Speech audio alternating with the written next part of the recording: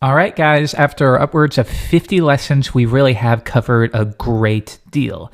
But as you're going to find, the learning never stops. And that shouldn't dissuade you. You should crave this. So if you have the bug and you're just devouring every single video you can find, you're well on your way. Just expect that years later, you're still going to be doing that. I'm teaching you how to do PHP, but in my nights, I'm still learning higher level PHP. It's a non-stop process. All right, so here are the next steps when you've completed this course.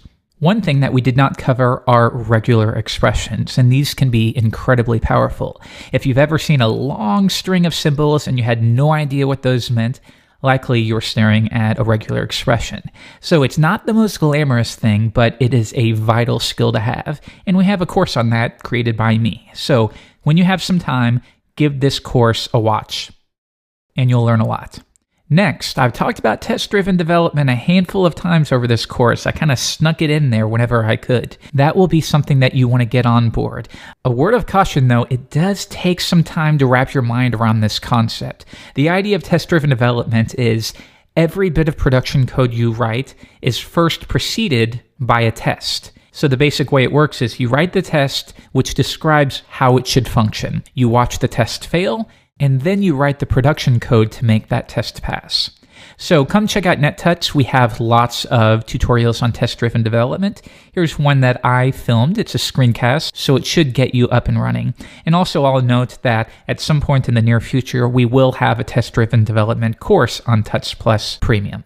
Next, at the end of the course, we began digging into object-oriented programming, but we only touched on it. Truthfully, it does need its full course, and we have one in development.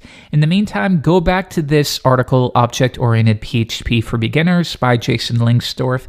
It's a massive article, it covers a lot, and it'll really help you. So if you need to, read this 5, 6, 7 times. There's really nothing wrong with it. Go through the exercises, and then do it again, and then try doing these exercises alone without looking at the article first. And that's kind of the way it works, just lots of repetition, put in the hours. And then finally, once you have been working with PHP for at least a year, I'm going to say at least a year, then you're ready to move on to working with a framework, which is going to rapidly speed up how quickly you can build your applications. So I recommend that you take the Laravel Essentials course. Laravel is a modern PHP framework. It's the best I've used, and I think you're really going to like it. But I just want you to be careful. I don't want you reaching for a framework in your first couple weeks working with PHP. Try to have a full year at least of building these things on your own. That way you build up your base, and then you'll be ready to move on to abstractions like this. And okay, with that final note, PHP Fundamentals has come to a close. As always, my name's Jeffrey Way. You can meet me on Twitter at Jeffrey_Way. And of course, I'm always all over the place on touchplus.com. So I'll see you later.